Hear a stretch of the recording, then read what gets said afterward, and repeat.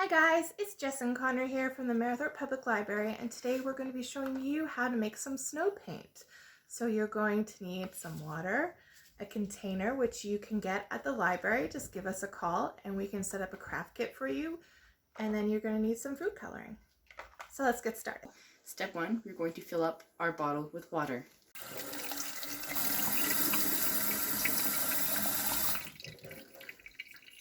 Step 2, now we're going to add coloring.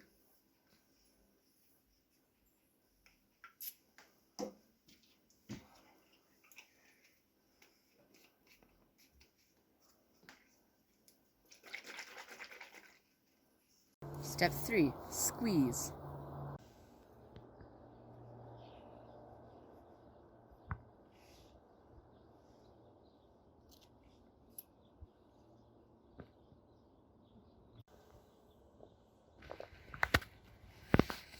Thanks for watching.